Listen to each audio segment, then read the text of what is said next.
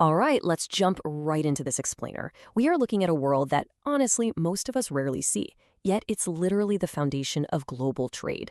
I'm talking about the massive, often invisible framework that structurally and financially protects maritime workers. Today, we're going to explain everything in depth. We're breaking down the exact legal architecture, the history, and those highly specific financial safety nets designed for the folks who spend their lives out on the world's oceans. So I want you to imagine something for a second. Picture the intense isolation of being completely cut off from your ordinary domestic labor laws. You're employed on a foreign-flagged ship, you are 5,000 miles from home, and suddenly you face an emergency at sea. It could be an injury, an illness, or maybe your employer just suddenly declares bankruptcy mid-voyage. Who actually protects you in that situation? How do you get home? How does your family survive?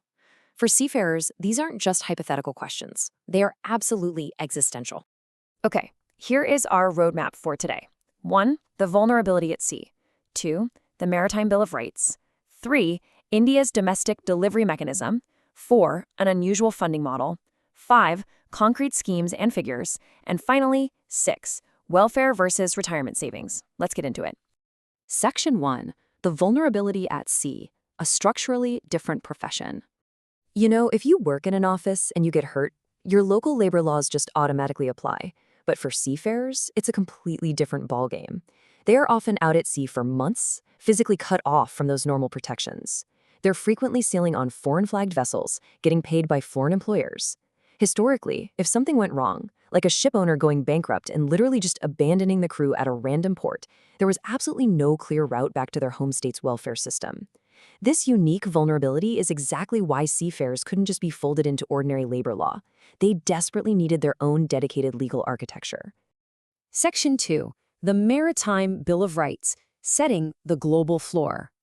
To solve this massive structural gap, we got the Maritime Labor Convention of 2006, which Sheil Austin here called the Seafarers' Bill of Rights. And guys, this was an incredible piece of legislation. It was adopted at a special International Labor Organization conference by government, employer, and worker representatives. That kind of tripartite agreement where everyone actually gets on the exact same page, super rare. Its sole purpose was to guarantee international standards for shipping, which is, when you think about it, effectively the world's first genuinely global industry. Now, protecting seafarers obviously didn't happen overnight. Early ILO conventions actually date all the way back to the 1920s, but those were highly fragmented. The sheer genius of the 2006 adoption was its massive scale. It took a monumental effort to consolidate no fewer than 36 of those earlier scattered conventions into one modern, unified global standard. It then took a few years to really build momentum, officially entering into force globally in August 2013 once countries representing at least a third of the world's gross shipping tonnage ratified it. India formally ratified the MLC shortly after in October 2015. Section 3. India's Domestic Delivery Mechanism, the preemptive answer. So when India ratified the MLC in 2015, they didn't have to start from scratch. India utilizes the Seafarers Welfare Fund Society, or SWFS, as its central organization dedicated to the welfare of Indian seafarers and their families. But here's the truly fascinating part. The SWFS was established way back in 1964. Think about that. That means India proactively built a robust domestic seafarer welfare structure more than 4 decades before the international standard of the MLC even existed. Later on, India just simply brought this deeply rooted existing structure right into alignment with the new global standards. To really understand how seriously this is taken, we have to look at its administrative foundation. The SWFS isn't just some casual standalone charity.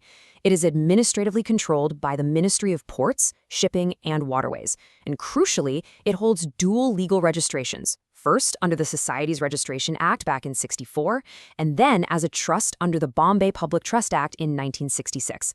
The big takeaway here is this. The international treaty sets the floor, but the SWFS is the concrete, legally registered tool that India actually uses to deliver on the welfare and social security obligations required by the MLC 2006.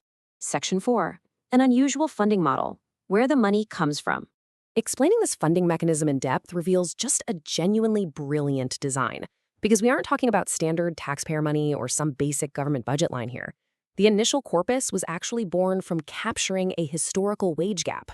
Basically, because foreign ship owners used to pay Indian seafarers less than international crews, that exact wage differential was levied and collected to build the safety net. How smart is that? Over time, this corpus has grown through fines, voluntary donations, government fees, and specific unemployment relief contributions received from ship owners under the National Maritime Board Agreement. So it operates as a highly distinct, entirely self-sustaining financial engine. Section 5. Concrete schemes and figures. The safety net in action. All right, let's look at the real-world impact here, because this is where the policy actually hits reality. For nearly 17,000 registered seamen who have superannuated, been declared medically unfit, or are dependents, there's a monthly ex gratia monetary assistance, or MEMA. In the absolute worst-case scenarios, there's a death compensation of 40,000 rupees paid directly to widows or dependents, alongside survivor and invalidation benefits. We also see really specific support for female Indian seafarers, with a maternity benefit of 25,000 rupees per delivery. And actually, that's officially slated to double to 50,000 rupees for deliveries starting January 2026. The society even offers 25,000 rupees just for non-maritime postgraduate educational support. And speaking of educational support, I've got to highlight a truly massive figure here. Starting January 27th, 2026, the educational support provided to a seafarer's child upon completing pre-sea training and obtaining a continuous discharge certificate, or CDC, will be raised to a remarkable 1 lakh rupees. This isn't just some small gesture. It is a highly significant financial intervention designed specifically to support and encourage the next generation of maritime professionals. But perhaps the most vital lifeline we need to talk about is the Emergency Abandonment Support Scheme. Remember that absolute nightmare scenario we imagined at the very beginning? Being completely stranded abroad because a foreign employer suddenly went bankrupt? Well, when referred by the Directorate General of Shipping or an Indian mission, this fund kicks into high gear. It literally physically rescues seafarers by covering repatriation costs to get them home, providing food allowances so they aren't starving on an empty ship, and supplying much-needed legal aid. It is the ultimate failsafe for a structurally vulnerable workforce. Section 6. Welfare versus retirement savings, drawing the distinction. Now, real quick, we need to be very careful not to conflate two separate organizations here. The SWFS, the society we've been deep diving into today, is entirely focused on immediate welfare, hardship interventions, and family support. Right alongside it sits a completely separate companion body, the Seafarers Provident Fund Organization, or SPFO. The SPFO is strictly the retirement savings counterpart. That one operates on a contribution rate of 10% of a seaman's wages, split equally between the employer and the seafarer. So, simply put, SWFS is your lifeline for hardship and welfare, while SPFO is your engine for provident fund and retirement. Make sense?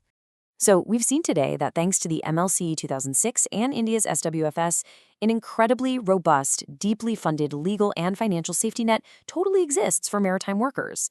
But drawing on observations from inside the Maritime Administration space, a lingering challenge absolutely remains. Look, the policies are meticulously defined in the law. The rupee amounts are heavily allocated.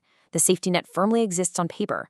But there's often a massive gap between what's written on paper and what actually reaches the deck of a ship.